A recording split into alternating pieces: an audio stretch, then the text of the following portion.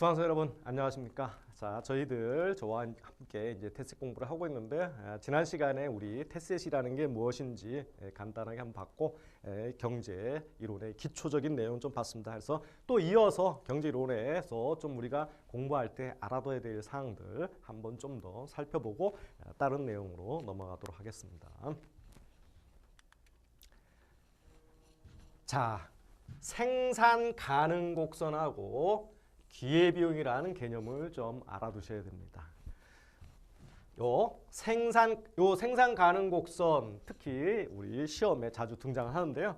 이 생산 가능 곡선 항상 경제학에서는요, 여러분들이 먼저 무엇을 항상 잘 알아야 되냐면 개념이 중요해요. 이 개념을 먼저 파악하고 있어야 됩니다.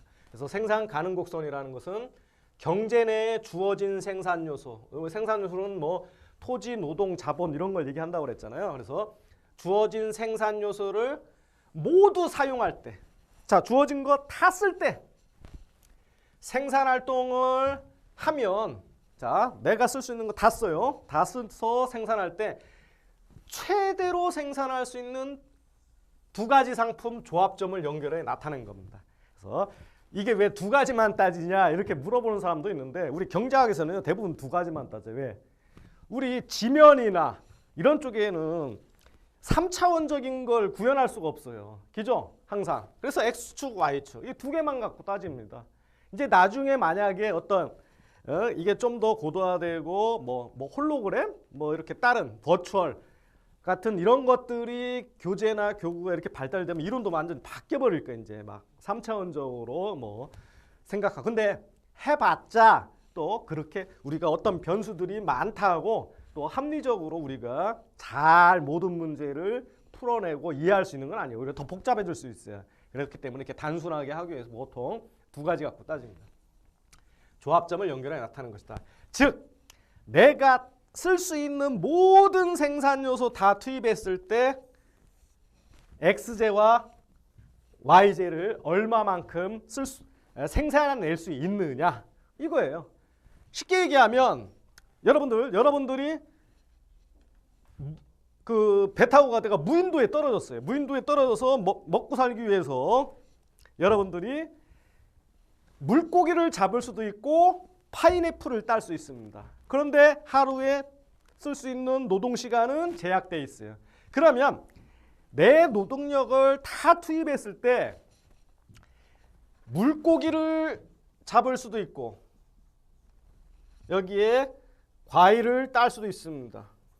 그러면 물고기를 많이 잡는데 노동력을 많이 투입을 하면 당연히 과일은 시간이 부족하니까, 노동력을 투입할 시간이 부족하니까 시간 부족으로 과일은 조금밖에 못 딸 거고, 물고기 잡을 시간을 아끼면 과일은 많이 딸 수 있을 겁니다. 그래서 이 것들을 연결한 점을, 즉 최대로 생산할 수 있는 두 가지 상품의 조합점입니다. 그래서 이걸 연결한 게 생산 가능 곡선이에요. 이 특징이 중요합니다. 일반적인 생산 가능 곡선, 모든 생산 가능 곡선이 이렇다는 거 아니에요. 일반적인 생산 가능 곡선은 우하향합니다. 이렇게 우하향하고 원점에 대해 오목하다. 이게 우리 그래프에서 좌표에서 여기가 원점입니다. 원점에 대해서 오목하다는 건 이쪽을 향해서 이렇게 되면 오목하다고 하는 거고, 원점에 대해서 볼록하다는 건 이런 그래프예요. 거꾸로 이렇게 되면은 원점을 향해서 볼록하다 이렇게 표현을 해요. 그래서 생산 가능 곡선은 우하향하며 원점에 대해서 볼록이 아니고 오목하다. 일반적인 생산 가능 곡선은 생산 가능 곡선상의 점 A, B는 효율적인 생산점이다. 여기 곡선상의 점들, 이런 점은 효율적인 점이에요. 왜? 이 선이, 생산 가능 곡선이 뭐예요? 다 투입했을 때 최대로 생산할 수 있는 조합점이니까 이건 최대로 생산할 수 있는 점들 안에 이 점이 포함되어 있잖아요. 그렇기 때문에 이거는 효율적으로 생산하고 있는 점인데, 생산 가능 곡선은 내부에 있는 점, 예를 들면 여기 C 같은 경우는 최대 생산할 수 있는 여력이 이만큼 되는데 이만큼밖에 생산 안 하잖아요. 물고기 이만큼밖에 안 잡고 과일 이만큼밖에 못 답니다. 그러니까 이거는 비효율적으로 이루어지는 점이에요. 이걸 경제 전체로 보면 노동력이 놀고 있는 거죠. 실업 상태입니다. 그리고 자본은 쉬고 있는 상태예요. 그래서 이건 비효율적인 구간이고, 생산 가능 곡선 외부에 있는 점. 요 D가 되겠죠. 얘는 주어진 생산 요소. 내가 가진 노동력 이거 다 투입해서도 이뤄낼 수 없는 점이죠. 이거는. 이게 왜? 이게 최대로 할 수 있는 점들을 연결한 거니까. 그러니까 이 D 요 바깥에 있는 점은 주어진 생산 요소와 기술 수준만으로 생산은 불가능한 점이라는 거예요. 이게 생산 가능 곡선입니다. 뭐 굉장한 것 같지만 뭐 그렇게 어렵지 않을 거예요. 자, 근데 이제 경제학에서 이런 얘기하면 좀 이제 슬슬 여러분들 어렵게 생각합니다. 한계 변환율. 자, 한계라는 개념이 등장했죠.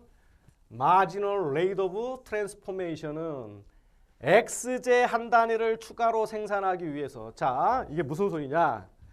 자, 아까 앞에 그림을 보시면 요게 X제, Y제인데 X제를 아까 여기 이제 과일이라고 제가 얘기를 했는데 예를 들면 과일을 더 만약에 내 주어진 노동력으로 과일을 더 생산하기 위해서는 뭔가를 포기해야 되잖아요. 그죠? 물고기 잡는 걸 포기해야 돼요, 좀. 그래서 뭔가를 감소시켜야 하는데 그때 감소시켜야 하는 물고기 요거 수량으로 나타낼 수가 있겠죠. 그것을 나타내는 개념이 한계 변환율입니다. 그래서 한계 변환율 XY다 그러면 이게 여러분 수학에서의 이 델타는 미분 개념 제가 이런 말 하면 이제 또 슬슬 어려워하시는데 그냥 그대로만 이해하시면 됩니다. 우리 그 테스트 시험에 이런 수학적인 게 나오는 건 아니니까. 근데 경제학은요 수학으로 이렇게 특히 미분 개념 이런 게 많이 포함이 되는데 수학으로 얘기하면 굉장히 편해요. 말로 이렇게 수학을 모르는 사람이 말로 풀었으면 이게 더 어렵고 그래서 경제학자들은 수학자가 많습니다. 그래서 델타 X라는 건 X를 한 단위 증가시킬 때라는 얘기고 델타 Y는 여기는 실제적으로 마이너스 델타 Y죠. 왜? Y제가 한 단위 더 얼마만큼 줄어드느냐. 요 델타라는 건 이제 미분은 이게 증분이라는 개념이죠. 증분. 그래서 X를 늘릴 때 Y가 얼만큼 감소하느냐. 이렇게 원래는 여기 마이너스 표시하고 절대값이니까 결국은 플러스가 돼요. 그래서 한계 변환율은 플러스로 우리가 숫자를 갖고 이해하기 위해서 절대값을 씌웁니다. 그래서 요거는 나중에 이제 알아두셔야 되는데 요 MC가 이제 마지널 코스트에서 한계 비용입니다. 그래서 YJ의 한계 비용분의 XJ의 한계 비용으로 우리가 계산을 할 수 있습니다. 이거는 일단 제끼고 어쨌든 한계 변환율은 생산 가능 곡선의 접선의 기울기를 나타내요.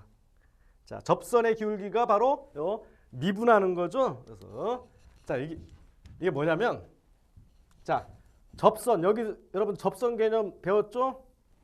중학교인가 고등학교 때. 여기에 접선은 이런 기울기를 갖고 여기에서 접선은 이런 기울기를 갖을 테고 여기 접선은 이런 기울기를 가질 테고 기울기가 점점 이렇게 가면서 가파라지죠. 네.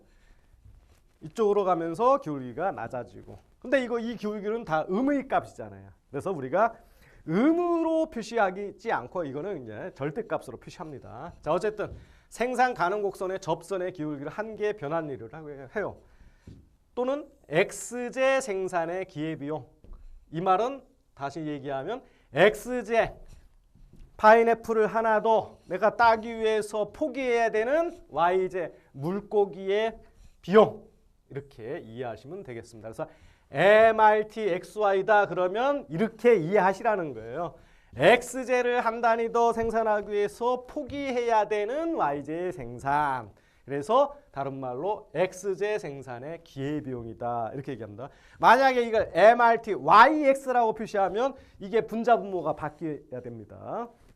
그때는 Y제를 한 단위 더 생산하기 위해서 포기해야 되는 X제 생산.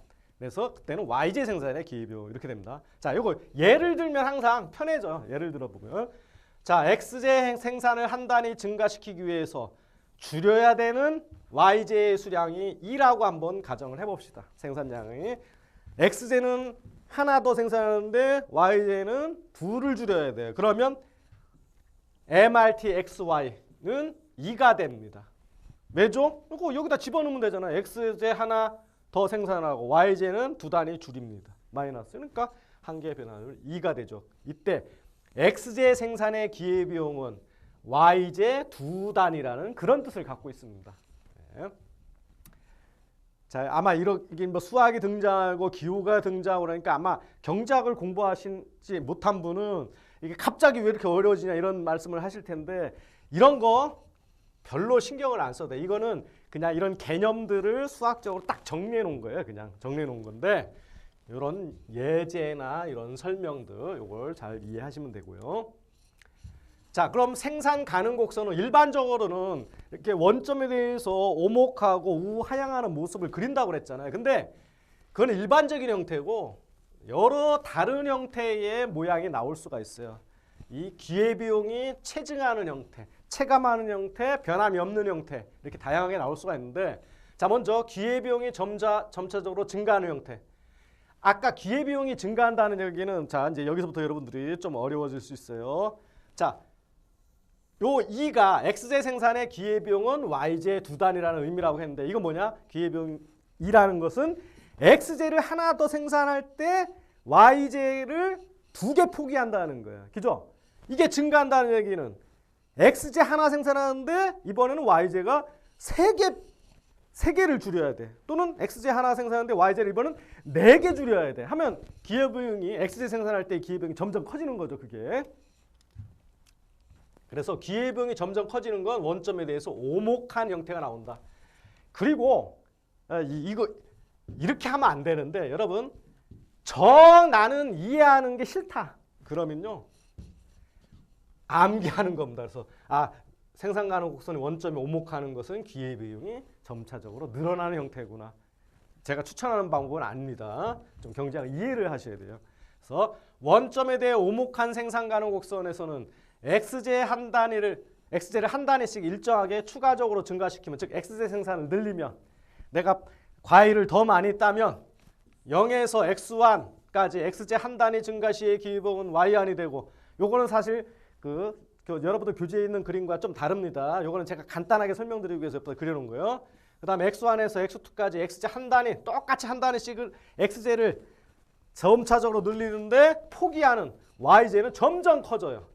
Y2에서 X2에서 X까지 X제 한 단위 증가시키면 Y3 같이 기회비용이 점차적으로 커집니다. 점차적으로 증가하는 것을 알 수 있다. 자, 이걸 갖고 설명드릴게요. 자, 보시면 자, 이 시점에서 자, 보세요. 이만큼 X제를 한 단위 늘려요. 늘렸더니 X제는 더 많이 생산하는데 Y제는 이만큼 포기합니다. 죄송합니다. 요거 X제를 다시. 자, 여기는 X제가 늘어나는 거예요. 이만큼 늘어납니다. 여기 이만큼 늘어나는데 그때 Y제는 요만큼 감소했죠. 요겁니다. 요만큼 포기했어요. 근데 또 똑같이 얘랑은 똑같아요. 크기가 X제를 똑같이 한 단위 더 늘렸어요. 늘렸더니 이번에는 Y제는 전에는 이만큼 포기했는데 이제는 Y제는 이만큼 포기해야 돼요. 그림으로 보면. 그게 왜 나오냐? 이렇게 원점에 대해서 오목하고 우하향하는 곡선이기 때문에 이런 모양이 나오는 거예요. 그래서 이런 때는 X제를 늘릴 때 Y제는 점점 더 생산 줄여야 돼요. 즉 X제 생산의 기회비용이 커진다는 얘기, 그 뜻이. 그래서 기회비용이 체증하는 형태 원점에 대해 오목한 생산 가능 곡선이고요. 그 다음에 기회비용 이건 일정한 겁니다. 이건 직선의 생산 가능 곡선인 경우. 자, X제. 요거 크기 똑같습니다. X제 늘리는 거. 여기도 늘리고 여기도 요 크기는 똑같아요. 요거는 똑같이 X제는 한 단위씩 딱 늘려. 그런데 보니까 이게 직선이다 보니까 Y제도 똑같이 요 크기도 똑같아요. 똑같이 포기해요. 그럼 X제 늘린 만큼 Y제도 똑같이 포기. 또 한 단위 늘려도 Y제도 똑같이 포기돼요. 그래서 X제 생산할 때 Y제가 점점 더 많이 포기하는 게 아니고 똑같이 포기하다 보니까 이건 기회비용이 일정하죠. 그래서 기회비용이 일정한 건 직선의 생산 가능 곡선입니다. 그래서 이것도 여러분들이 읽어보시면 알 수가 있겠고요. 자, 이번엔 기회비용이 체증이 아니고 체감하는 형태의 생산 가능 곡선입니다. 이거는 원점에 대해 볼록한 생산 가능 곡선. 아까 원점에 대해 볼록하다는 건 이런 모양이라고 그랬죠. 그래서 자, 여기 여기에 x나 여기에 x나 한 단위씩 늘어나는 게 똑같습니다. 이 크기는 똑같아요. 그런데 이렇게 원점에 대해서 오목한 생산 가능 곡선은 여기서 xj 한 단위 더 생산을 하면 yj를 엄청나게 많이 포기하죠. 이만큼 포기합니다. 이만큼 여기 크기만큼 포기해요. 그런데 이번에는 xj 한 단위 덜 넣는데 yj는 이만큼밖에 포기 안 하죠. 이만큼밖에 포기 안 해요. 즉 기회비용이 점차적으로 줄어들어요. yj 포기하는 게 줄어들어요. 그래서 이거는 이 모양이 이렇게 원점에 대해서 볼록하기 때문에 나온 현상이에요. 그래서 그거를 설명한 내용이 이겁니다. 그래서 여러분들이 결론적으로 여기서 아셔야 되는 건